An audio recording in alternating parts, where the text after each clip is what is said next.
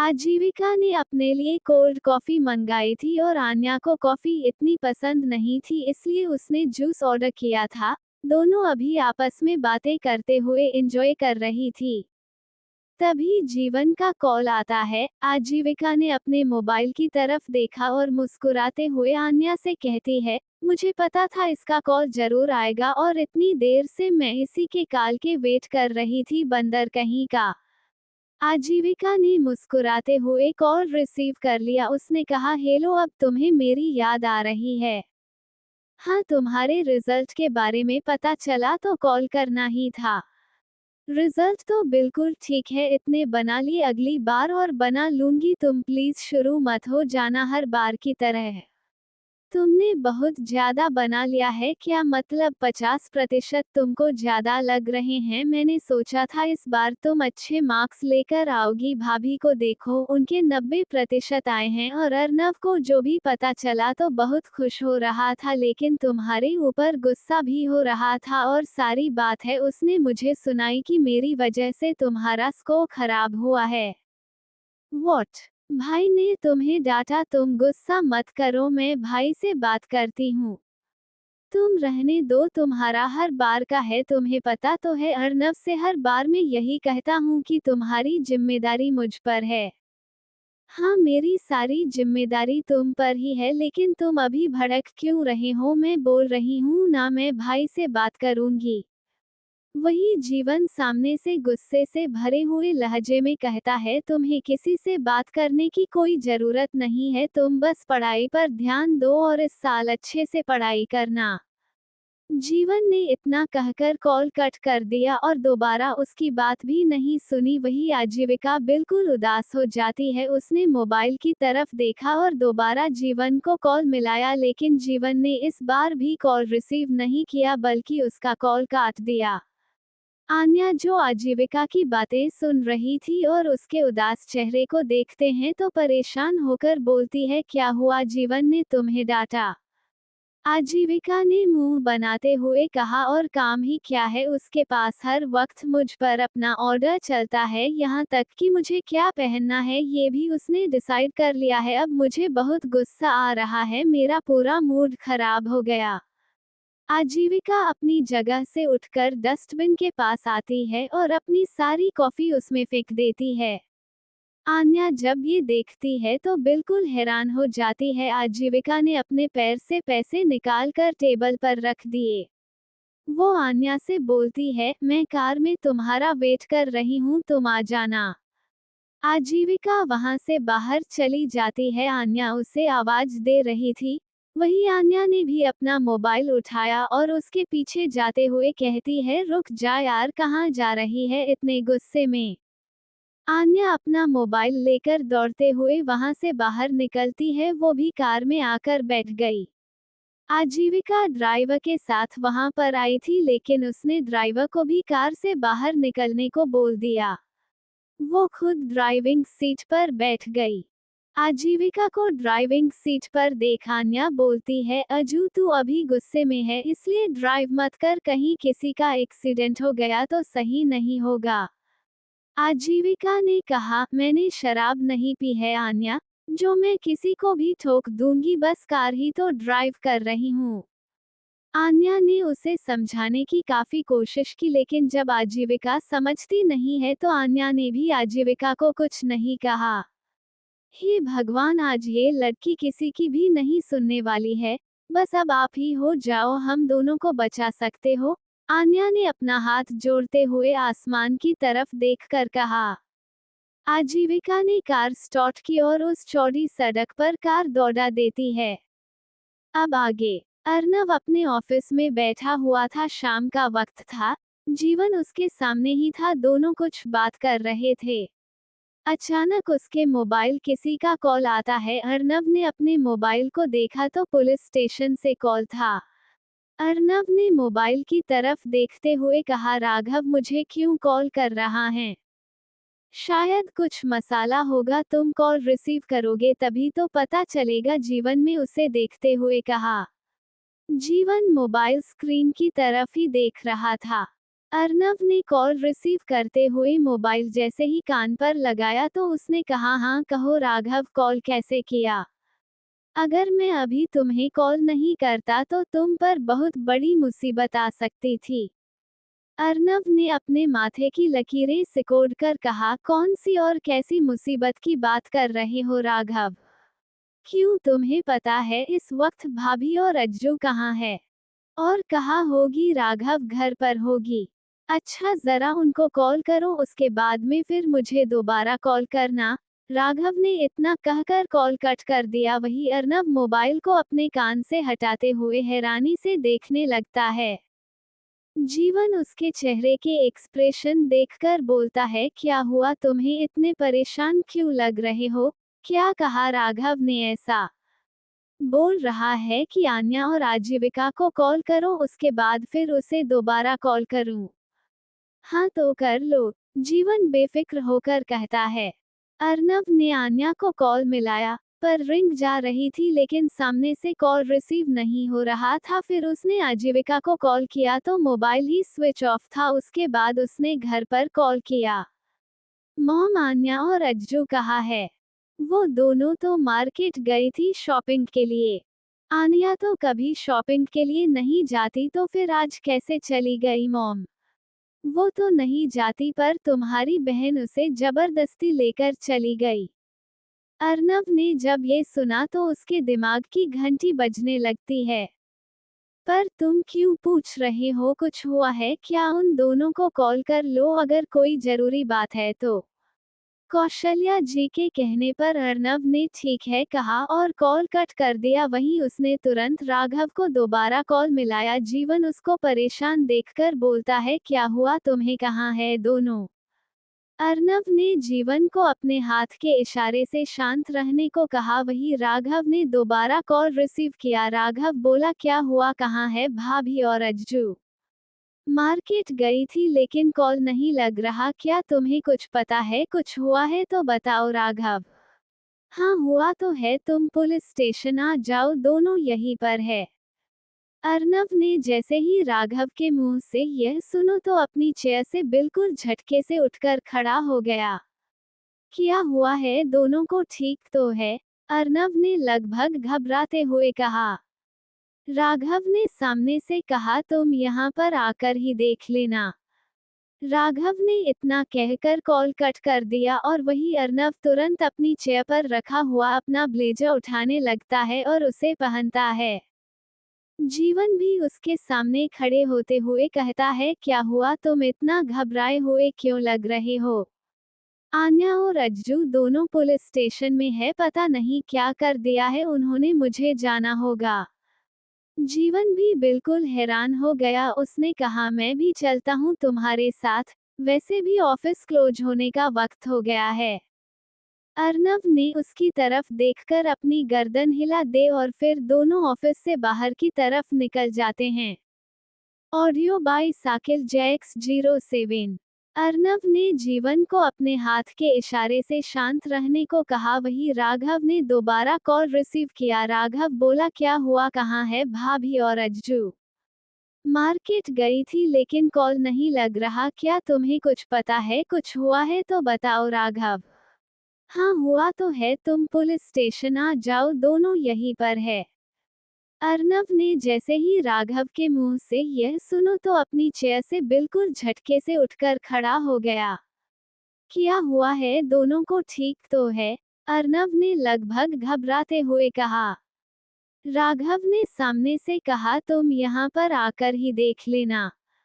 राघव ने इतना कहकर कॉल कट कर दिया और वही अर्नव तुरंत अपनी चेयर पर रखा हुआ अपना ब्लेजर उठाने लगता है और उसे पहनता है। जीवन भी उसके सामने खड़े होते हुए कहता है, क्या हुआ, तुम इतना घबराए हुए क्यों लग रहे हो? आन्या और अज्जू दोनों पुलिस स्टेशन में है, पता नहीं क्या कर दिया है उन्होंने, मुझे जाना होगा। जीवन भी बिल्कुल हैरान हो गया। उसने कहा, मैं भी चलता हूँ तुम्हारे साथ, वैसे भी ऑफिस क्लोज होने का वक्त हो गया है। अर्नव ने उसकी तरफ देखकर अपनी गर्दन हिला दे और फिर दोनों ऑफिस से बाहर की तरफ निकल जाते हैं। अब आगे आन्या और आजीविका दोनों ही नजर झुकाकर खड़े थे और उनके सामने जीवन और अर्नव खड़े थे। अर्नव बारी बारी उन दोनों के चेहरे को देख रहा था, वही जीवन लगातार आजीविका को घूरता जा रहा था। सामने राघव था और सभी पुलिस स्टेशन में थे। बताइए भाभी, क्या किया है आप लोगों ने? राघव ने आन्या को देखते हुए कहा। आन्या तो अपनी नजरें झुकाकर खड़ी थी। उसने जरा नजर उठाकर अर्नव की तरफ देखा जो उसे ही देख रहा था। जब आन्या कुछ भी नहीं बोलती तो राघव ने कहा, अच्छा ठीक है, मैं ही बता देता हूँ। अर्नव, इन दोनों ने सड़क पर हंगामा किया और अज्जू ने तो कार ही तोड़ दी। वही एक आदमी बैठा हुआ था, उसकी तरफ इशारा करते हुए राघव बोलता है। अर्नव और जीवन उसे आदमी को देखते हैं जो अपने हाथ बांधकर आजीविका को घूरता ही जा रहा था। इस लड़की ने मेरी कार को टक्कर भी मारी और उसके बाद मुझे धमकाने भी लगती है, आदमी आजीविका को देखते हुए कह रहा था। वही आजीविका चुपचाप किसी स्टैचू की तरह खड़ी थी और उन्होंने आजीविका को देखा और अपने हाथ बांधते हुए कहता है, तुम्हें मना किया है ना, ड्राइव नहीं करना है, मतलब नहीं करना है। आजीविका अपनी नजरें उठाकर जीवन की तरफ देखती है और अर्नव से कहती है, भाई मैं तो बस गुस्से में। किस बात का गुस्सा? गुस्सा तो मुझे करना चाहिए ना तुम पर, आखिर इतना अच्छा रिजल्ट आया है तुम्हारा। आजीविका ने अर्नव की तरफ देखते हुए कहा, भाई प्लीज आप तो मत बोलो, मुझे वैसे भी जीवन में बहुत डांटा है। हाँ, और तुमने मेरा गुस्सा बाहर निकाल दिया। क्या तुम जानती भी हो ही नहीं, या फिर तुम ऐसे ही इनको धमकाने चली आई? आजीविका जीवन को देखते हुए कहती है, तुम तो चुप ही रहो, सब तुम्हारी वजह से हुआ है। जीवन उसकी बात सुनकर उसे घूरने लगता है। तभी अर्नव उसे कहता है, हाँ, और तुम जीवन को बुरा बोलना बंद करो, चलो इसे माफी मांगो और जो इनका नुकसान हुआ है उसकी भरपाई करो। इस मंथ की तुम्हारी पॉकेट मनी तुम्हें नहीं मिलेगी। आजीविका ये सुनते ही अर्नव को हैरानी से देखकर कहती है, भाई आप ये क्या कह रहे हो, अभी तो महीना शुरू हुआ है।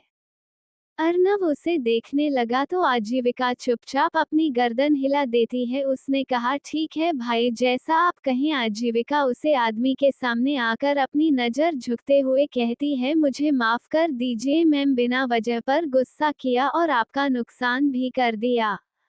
आदमी अपनी गर्दन हिलाते हुए आजीविका को देखा है। उसके बाद अर्नव ने आन्या को देखते हुए कहता है, चलो तुम भी माफी मांगो, तुमने भी गलती की है, अगर तुम इसका साथ नहीं देती तो ये सब नहीं होता।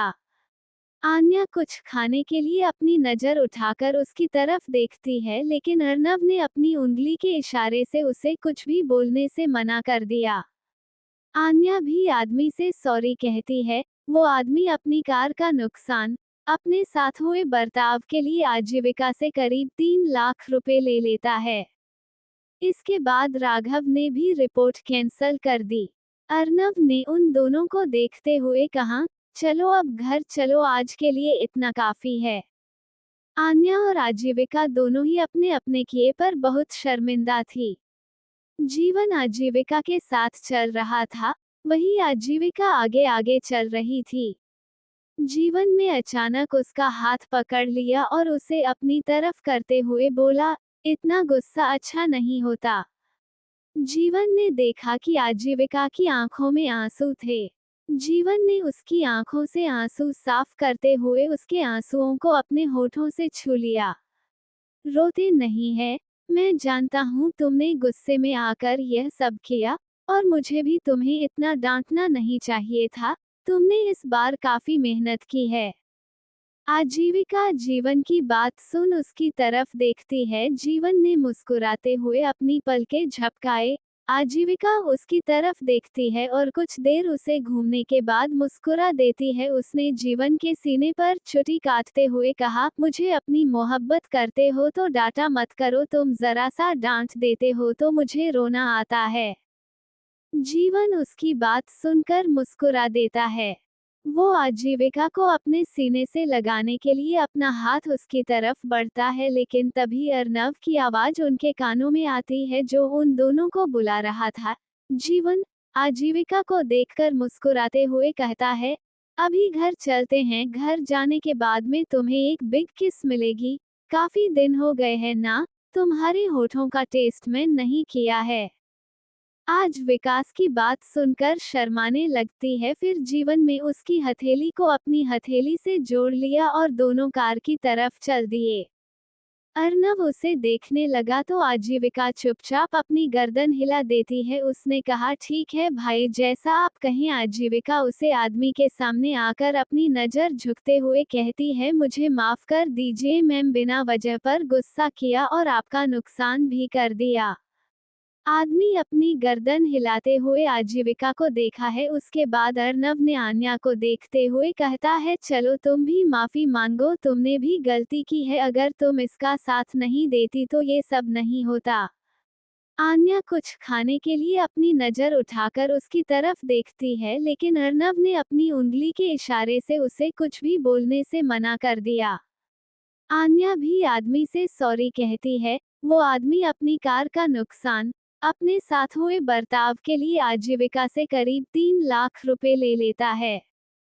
इसके बाद राघव ने भी रिपोर्ट कैंसल कर दी। अर्नव ने उन दोनों को देखते हुए कहा, चलो अब घर चलो, आज के लिए इतना काफी है। आन्या और आजीविका दोनों ही अपने अपने किए पर बहुत शर्मिंदा थी। जीवन आजीविका के साथ चल रहा था, वही आजीविका आगे आगे चल रही थी।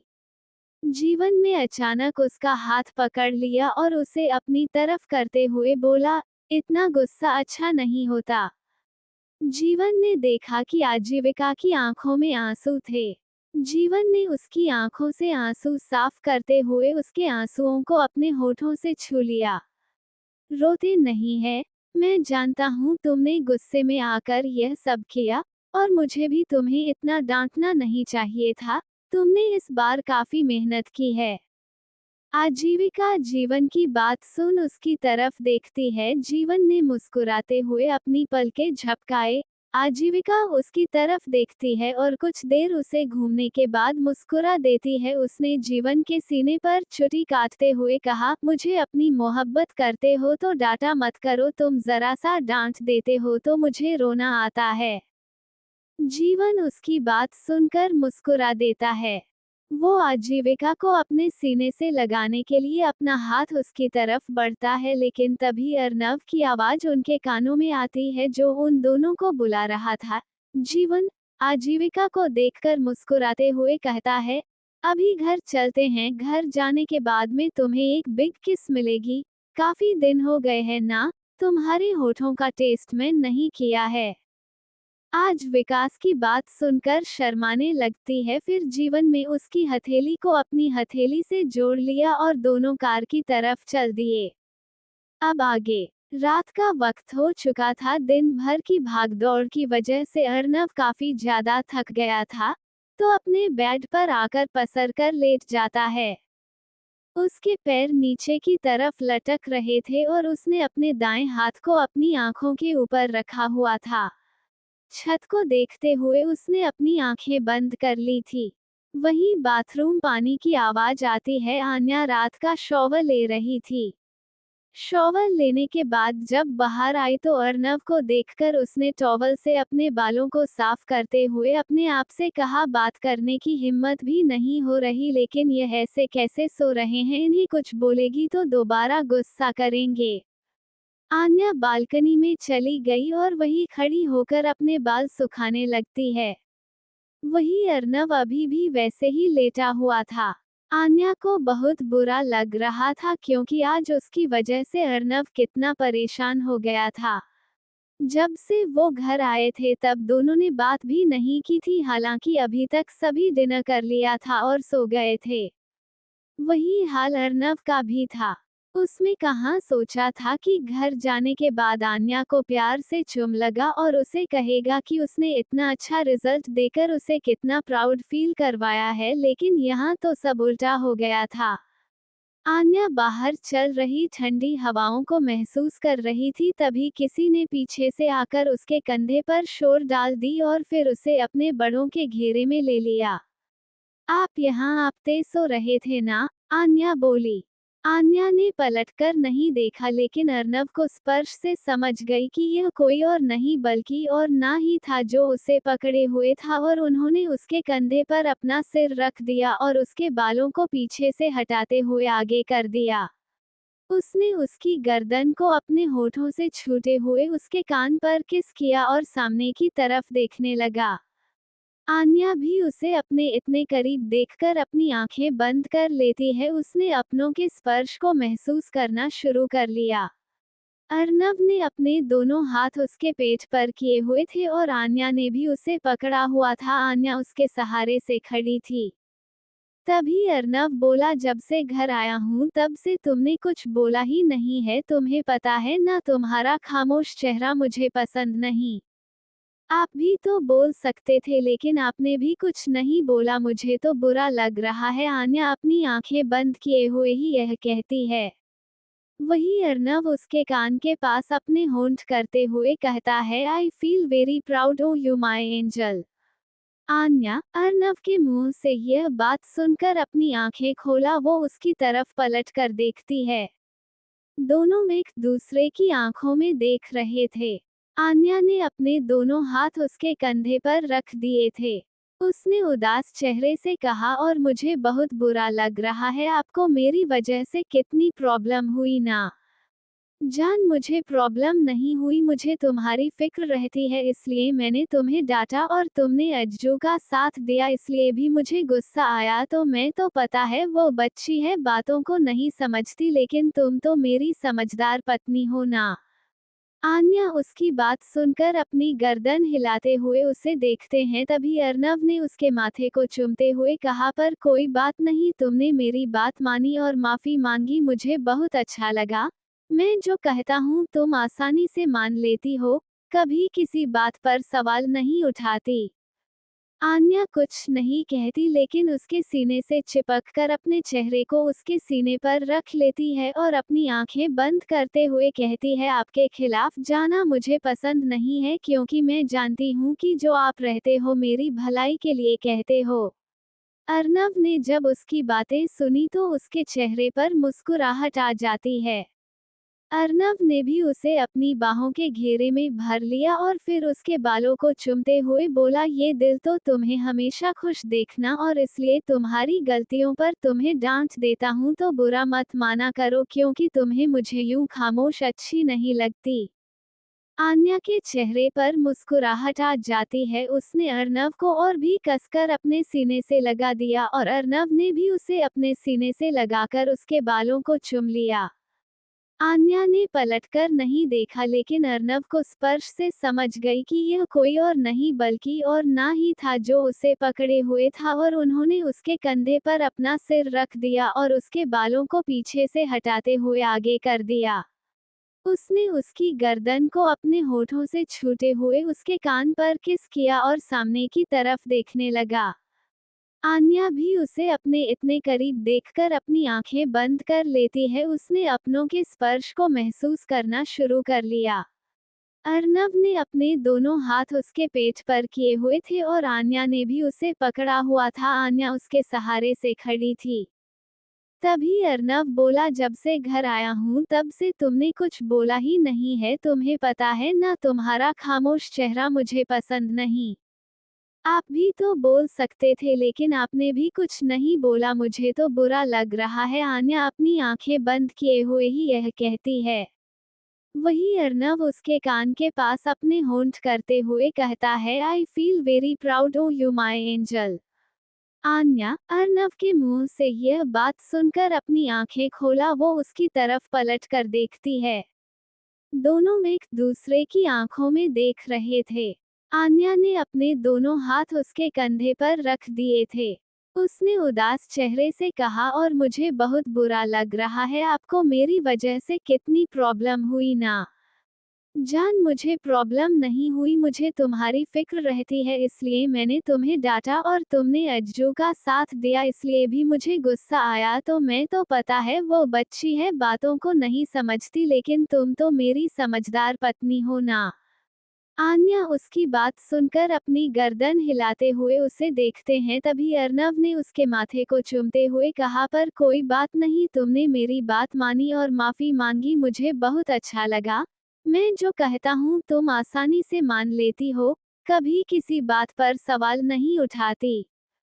आन्या कुछ नहीं कहती, लेकिन उसके सीने से चिपककर अपने चेहरे को उसके सीने पर रख लेती है और अपनी आंखें बंद करते हुए कहती है, आपके खिलाफ जाना मुझे पसंद नहीं है, क्योंकि मैं जानती हूँ कि जो आप रहते हो मेरी भलाई के लिए कहते हो। अर्नव ने जब उसकी बातें सुनी तो उसके चेहरे पर मुस्कुराहट आ जाती है। अर्नव ने भी उसे अपनी बाहों के घेरे में भर लिया और फिर उसके बालों को चूमते हुए बोला, ये दिल तो तुम्हें हमेशा खुश देखना, और इसलिए तुम्हारी गलतियों पर तुम्हें डांट देता हूँ तो बुरा मत माना करो, क्योंकि तुम्हें मुझे यूं खामोश अच्छी नहीं लगती। आन्या के चेहरे पर मुस्कुराहट आ जाती है। उसने अर्नव को और भी कसकर अपने सीने से लगा दिया और अर्नव ने भी उसे अपने सीने से लगाकर उसके बालों को चूम लिया। अब आगे। सुबह का समय। सिंघानिया मेंशन में आरती की गूंज चल रही थी। सभी आरती में मग्न होकर आन्या के साथ भगवान की पूजा में लीन थे। आरती खत्म होने के बाद अन्य ने सभी को प्रसाद दिया और उसके बाद डाइनिंग टेबल पर नाश्ता लगने लगी। वहीं अर्नव जीवन के साथ हाल में बैठकर कुछ मीटिंग के सिलसिले में बात कर रहा था और दूसरी तरफ पंकज जी अपने न्यूज़पेपर के पन्नों को टटोल रहे थे। कौशल्या जी ने आवाज लगाते हुए सभी से कहा, आ जाओ, नाश्ते का वक्त हो गया है।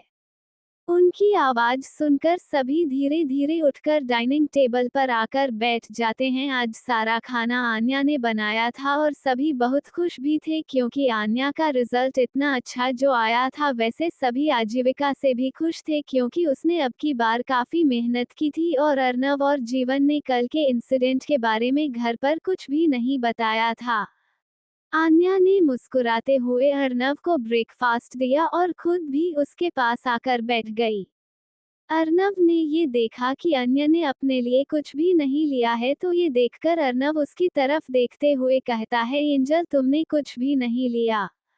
आन्या ने कुछ भी नहीं कहा, बस चुपचाप अपना मुंह खोलकर उसकी तरफ देखने लगी। अर्नव मुस्कुराते हुए खाने का निवाला तोड़कर उसके मुंह में रखते हुए बोला, अच्छा तो तुम्हें मेरे हाथ से खाना है आज?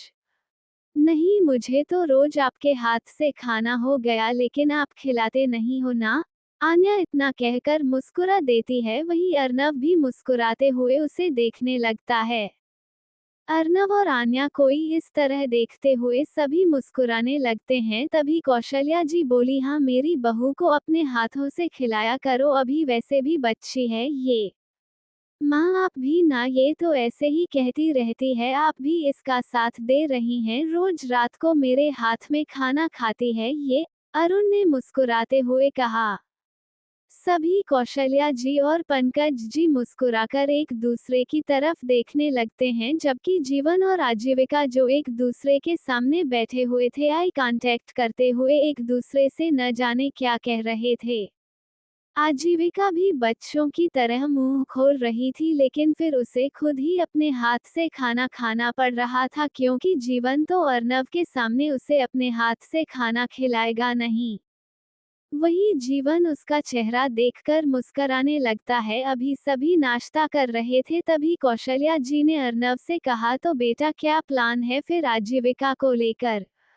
अर्नव जो नाश्ता कर रहा था उसने अपनी नज़र उठाकर देखा और बोला, हमारी अज्जू अपनी पढ़ाई कर रही है, अभी जो कर रही है उसे करने दो, आगे जो भी करना होगा बता देगी, मैसेज से फैशन डिजाइनिंग करनी है ना। क्यों अज्जू, सही कहा ना मैंने? आजीविका का दिल धक धक कर रहा था। उसने अर्नव की तरफ देखते हुए अपनी गर्दन हिला दी, लेकिन आगे कुछ नहीं बोली और अपनी नज़र झुकाकर बैठ गई। ऑडियो बाय साकिल जैक्स 07।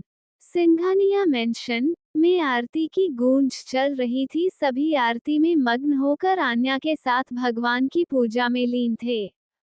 आरती खत्म होने के बाद अन्य ने सभी को प्रसाद दिया और उसके बाद डाइनिंग टेबल पर नाश्ता लगने लगी। वहीं अर्नव जीवन के साथ हाल में बैठकर कुछ मीटिंग के सिलसिले में बात कर रहा था और दूसरी तरफ पंकज जी अपने न्यूज़पेपर के पन्नों को टटोल रहे थे। कौशल्या जी ने आवाज लगाते हुए सभी से कहा, आ जाओ, नाश्ते का वक्त हो गया है।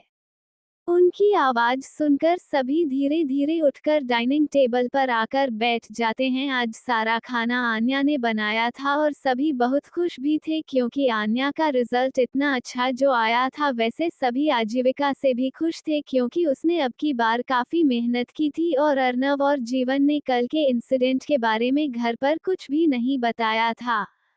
आन्या ने मुस्कुराते हुए अर्नव को ब्रेकफास्ट दिया और खुद भी उसके पास आकर बैठ गई।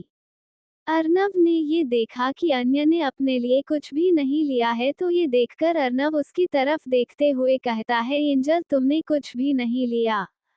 आन्या ने कुछ भी नहीं कहा, बस चुपचाप अपना मुंह खोलकर उसकी तरफ देखने लगी। अर्नव मुस्कुराते हुए खाने का निवाला तोड़कर उसके मुंह में रखते हुए बोला, अच्छा तो तुम्हें मेरे हाथ से खाना है आज? नहीं, मुझे तो रोज आपके हाथ से खाना हो गया, लेकिन आप खिलाते नहीं हो ना। आन्या इतना कहकर मुस्कुरा देती है। वहीं अर्नव भी मुस्कुराते हुए उसे देखने लगता है। अर्नव और आन्या कोई इस तरह देखते हुए सभी मुस्कुराने लगते हैं। तभी कौशल्या जी बोली, हाँ, मेरी बहू को अपने हाथों से खिलाया करो, अभी वैसे भी बच्ची है ये। माँ आप भी ना, ये तो ऐसे ही कहती रहती है, आप भी इसका साथ दे रही हैं, रोज रात को मेरे हाथ में खाना खाती है ये। अरुण ने मुस्कुराते हुए कहा। सभी कौशल्या जी और पंकज जी मुस्कुराकर एक दूसरे की तरफ देखने लगते हैं जबकि जीवन और आजीविका जो एक दूसरे के सामने बैठे हुए थे आई कांटेक्ट करते हुए एक दूसरे से न जाने क्या कह रहे थे।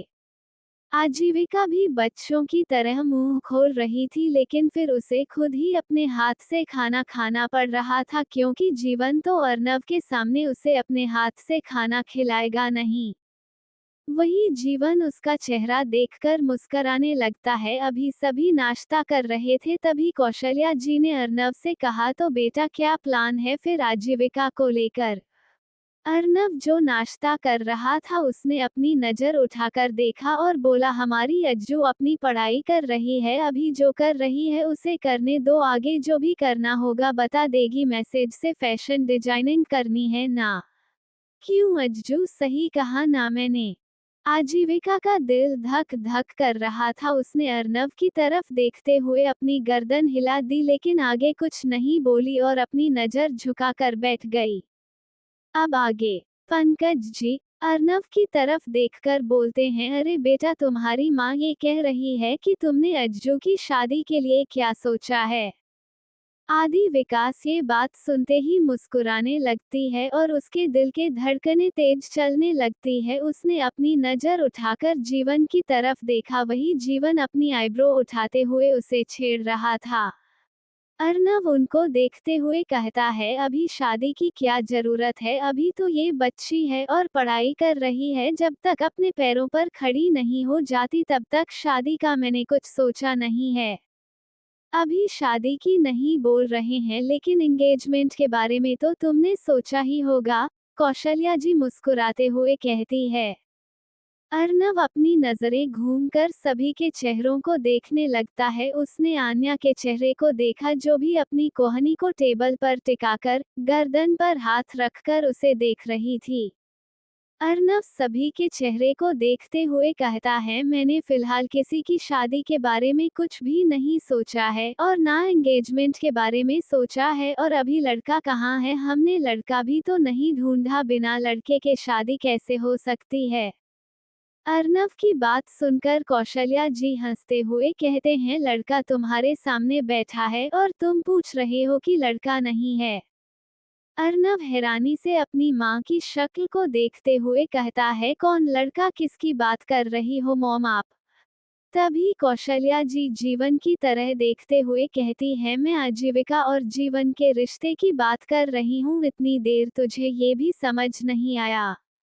आन्या आजीविका के कंधे पर अपना कंधा मारती है। वही जीवन मुस्कुराते हुए आजीविका को देख रहा था, लेकिन अर्नव, जिसने यह बात सुनी, बिल्कुल हैरान हो गया। उसके हाथ रुक गए। उसने जीवन को देखा, फिर आजीविका को।